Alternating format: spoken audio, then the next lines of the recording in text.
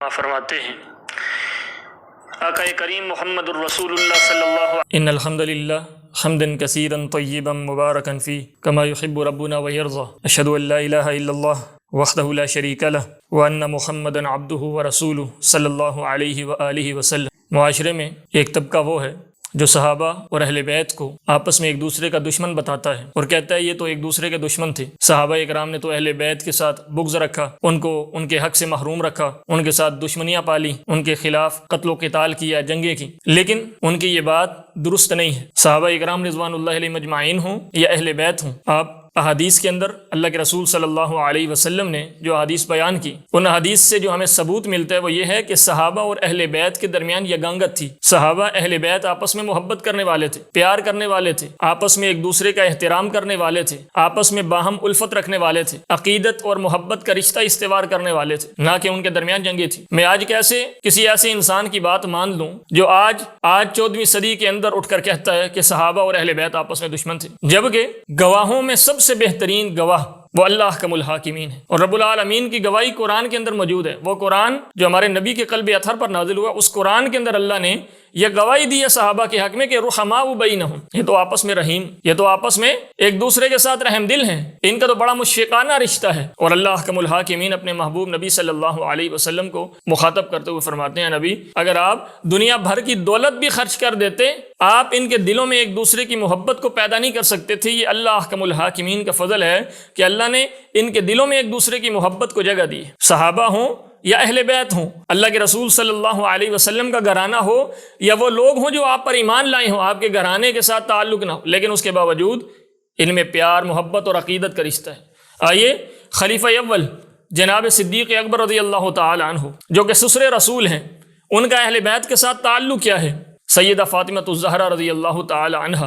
جب بیمار ہوتی ہیں تو سیدنا صدیق اکبر رضی اللہ تعالی عنہ اپنی بیگم کو اسماء بنت عمیس رضی اللہ تعالی عنہ کو بھیجتے ہیں، جا کے فاطمہ کی تیمارداری کرو، جا کے فاطمہ کی خدمت کرو، وہ اہل بیت ہے۔ صدیق اکبر کے گھرانے کے لیے یہ شرف ہے کہ وہ اہل بیت کی خدمت کریں، اور صدیق اکبر رضی اللہ تعالی عنہ کی عقیدت ہی تو تھی، یہ محبت ہی تو تھی۔ دشمن کے گھر میں کوئی اپنی بیوی کو عیادت کے لیے نہیں بھیجتا، تیمارداری کے لیے نہیں بھیجتا، خدمت کرنے کے لیے نہیں بھیجتا، لیکن صدیق اکبر رضی اللہ تعالی عنہ نے ایسا کر کے ہمیں یہ بتلایا کہ صدیق کی اور علی کے گھرانے کی آپس میں عقیدت اور محبت ہے۔ صدیق اور علی کے جو گھرانہ ہے ان کی آپس میں محبت اور عقیدت ہے۔ اور آئیے صدیق اکبر کے الفاظ کیا ہیں۔ صدیق اکبر رضی اللہ تعالی عنہ جناب فاطمہ الزہرا رضی اللہ تعالی عنہ کو مخاطب کرتے ہیں، اور ان کو مخاطب کرتے ہوئے کہتے ہیں واللہ اللہ کی قسم لقرابتی رسول اللہ صلی اللہ علیہ وسلم احب الی ان اصل من قرابتی، کہ میں اپنی قرابت داری سے رسول اللہ صلی اللہ علیہ وسلم کی قرابت داری کو زیادہ محبوب سمجھتا ہوں۔ مجھے تو یہ زیادہ محبوب ہے کہ اللہ کے رسول صلی اللہ علیہ وسلم کے گھرانے کے ساتھ میں اچھا سلوک کروں، میں ان کی قرابت داری اختیار کروں، ان کا قرب اختیار کروں۔ صدیق اکبر رضی اللہ تعالی عنہ جاتے ہیں، دیکھتے ہیں نواسہ رسول، صبت رسول، میرے محبوب کے بڑے نواسے سیدنا حسن المرتضی رضی اللہ تعالی عنہ کھیل رہے ہیں۔ صدیق اکبر ان کو اٹھا لیتے ہیں اپنے ہاتھوں میں، اپنے کندھوں پر سوار کر لیا۔ دشمن کے بیٹے کو کوئی اٹھایا نہیں کرتا، اس کے ساتھ لاڈ پیار، اس کے ساتھ کھیلا نہیں کرتا۔ صدیق حسن کو اٹھا کر اپنے کندھے پر بٹھاتے ہیں اور کہتے ہیں کہ اے حسن، تو علی جیسا نہیں ہے بلکہ تیری شبیہ تو رسول اللہ صلی اللہ علیہ وسلم سے ملتی ہے۔ یہ صدیق نے ایسا کیوں کیا؟ ہمیں سمجھایا کہ صدیق اور علی کے گھرانے کے درمیان محبت اور عقیدت ہے۔ اور اللہ کے رسول صلی اللہ علیہ وسلم کے صحابی سیدنا صدیق اکبر رضی اللہ تعالی عنہ اللہ کے رسول صلی اللہ علیہ وسلم کے یہ خلیفہ اول، یہ امت کی بھاگ دوڑ سنبھالنے والے رسول محترم صلی اللہ علیہ وسلم کی دنیا سے رخصت ہونے کے بعد امت نے جس کے اوپر اتفاق کیا وہ صدیق علی کے گھرانے کے ساتھ مشفقانہ رویہ اختیار کر سیدنا علی المرتضی رضی اللہ تعالی عنہ کو اپنا مشیر خاص مقرر کیا۔ اور آئیے اس فاروق کی طرف جس فاروق کو آج کا کالا گالیاں دیتا ہے اور کہتا ہے سیدنا فاروق اعظم رضی اللہ تعالی عنہ نے اگر قلم اور کاپی دی ہوتی، قلم سیدنا محمد الرسول اللہ صلی اللہ علیہ وسلم کو اور صفحہ تھمایا ہوتا تو اللہ کے رسول سیدنا علی المرتضی کی خلافت لکھ دیتے۔ وہ فاروق اعظم رضی اللہ تعالی عنہ، ان کا کتنا یگانہ ہے، کتنی محبت ہے، کتنا احترام کی نظر سے اہل بیت کو دیکھتے ہیں۔ مدینہ کے اندر قید سالی ہوتی ہے، صحابہ آتے ہیں اور کہتے ہیں فاروق اعظم اللہ کے رسول زندہ تھے، ہم ان سے دعا کرواتے تھے، آج وہ ہمارے درمیان موجود نہیں ہے، قید سالی ہے، بتلائیے کیا کیا جائے۔ فاروق ان کو اپنے ساتھ لیتے ہیں، سیدنا عباس رضی اللہ تعالی عنہما کے پاس جاتے ہیں۔ یہ سیدنا عباس اللہ کے رسول صلی اللہ علیہ وسلم کے اہل بیت ہی تو ہیں، آپ کے سگے چچا ہیں سیدنا عباس رضی اللہ تعالی عنہ،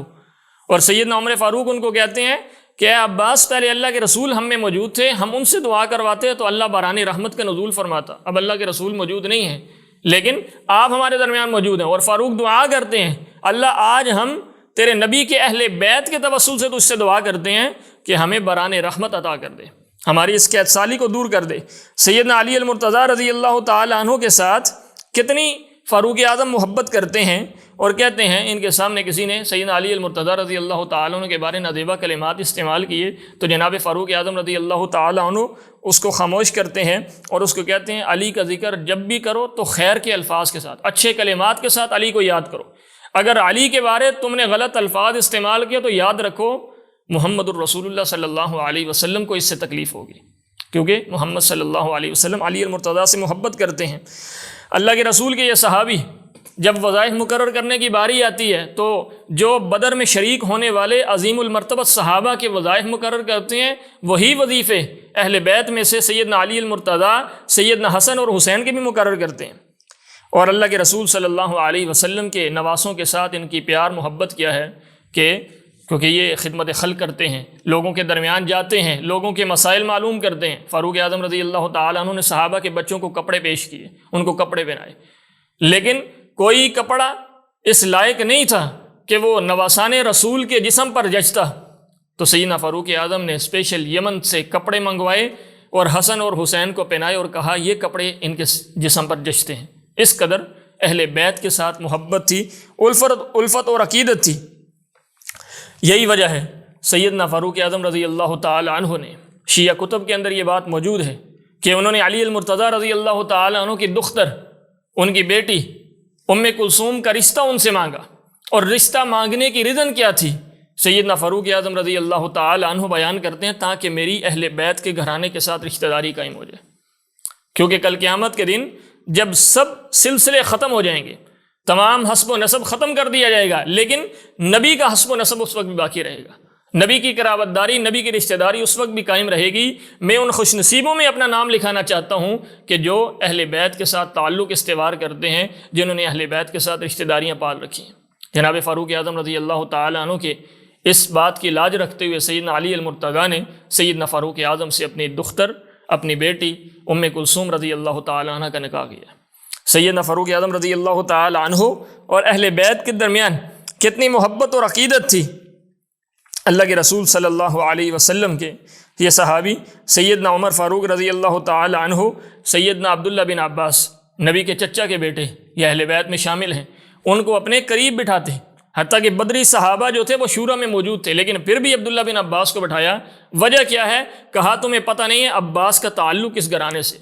سیدنا عبداللہ بن عباس کا تعلق کس گھرانے سے؟ اہل بیت کے ساتھ تعلق رکھتے ہیں۔ اور اللہ کے رسول صلی اللہ علیہ وسلم کے خلیفہ سیدنا عثمان بن عفان رضی اللہ تعالیٰ عنہ، خلیفہ سوم، یہ تو اس قدر احترام کرتے کہ جب دیکھتے عباس آ رہے ہیں، سواری پر سوار ہوتے تو سواری سے اتر جاتے، احترام کرتے ہوئے، عقیدت رکھتے ہوئے کہ اہل بیت میرے سامنے ہوں اور ایسا نہ ہو کہ میں ان سے اوپر ہوں، ایسا نہ ہو کہ میں سواری پر ہوں اور اہل بیت نیچے کھڑے ہوں۔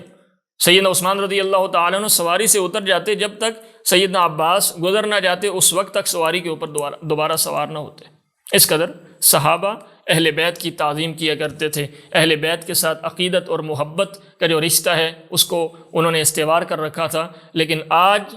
آج ایک شخص اٹھ کر کہتا ہے کہ صحابہ اہل بیت کے ساتھ دشمنی رکھتے تھے، بغض و عداوت رکھتے تھے، میں اس کی نہیں مان سکتا، میں مانوں گا تو قرآن کی مانوں گا۔ قرآن کہتا ہے رحماء بینہم، وہ آپس میں رحم دل تھے، ایک دوسرے کے ساتھ محبت کرنے والے تھے۔ اور آج کے سنی مسلمان بھی یہی سمجھ لے کہ صحابہ اہل بیت کے گستاخ نہیں تھے، صحابہ اہل بیت کے بارے بغض اور عداوت رکھنے والے نہیں تھے، بلکہ محبت رکھنے والے تھے۔ اللہ ہمیں صحابہ کی محبت بھی عطا کر دے، اہل بیت کی محبت بھی عطا کر دے، صحابہ کی محبت میں زندگیاں گزریں، اہل بیت کی محبت میں زندگیاں گزریں، اور ان کا دفاع کرتے ہوئے زندگی گزرے۔ ان اريد الا الاصلاح ما استطعت۔